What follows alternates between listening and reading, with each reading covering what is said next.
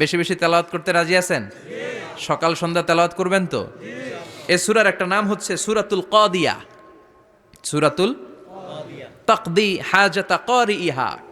যে এই সূরা তেলাওয়াত করে ওই তেলাওয়াতকারীর যে হাজত আছে, প্রয়োজন আছে, এই সূরার বরকতে আল্লাহ তার প্রয়োজন পূরণ করে দেয়।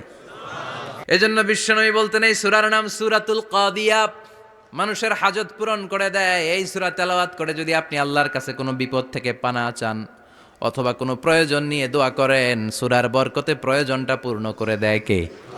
কেউ যেটা পারে না, পারে কে? আরেকটা নাম আছে সূরার, সেটা হচ্ছে সূরাতুল আযীমা, সুমহান সূরা। সুমহান সূরা, এটা যেন তেন সূরা নয়, এটা তো কোরআনের কলব।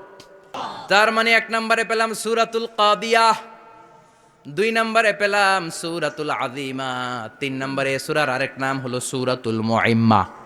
সূরাতুল মুইম্মা। মুইম্মার দুই অর্থ। এক অর্থ হচ্ছে এটার বরকতটা আম, সবার জন্য, যেই পড়ে সেই বরকত পায়, এজন্য মুইম্মা।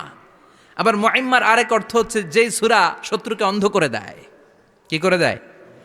এই সূরার প্রথম 9টা আয়াত যদি বিপদে পড়ে, শত্রুর কবলে পড়ে আপনি তেলাওয়াত করেন, শত্রুর চোখটারে অন্ধ করে দিবে কে? আল্লাহ। বিশ্বনবী মক্কা থেকে যখন মদিনায় যায়, হিজরতের সময় বিশ্বনবী সূরাতুল ইয়াসিনের প্রথম 9টা আয়াত তেলাওয়াত করলেন।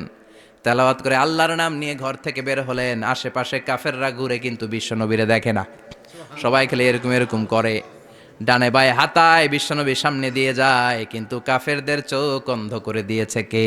আল্লাহ। এজন্য বিপদে পড়লে সূরাতুল ইয়াসিনের প্রথম 9 আয়াত পড়তে রাজি আছেন?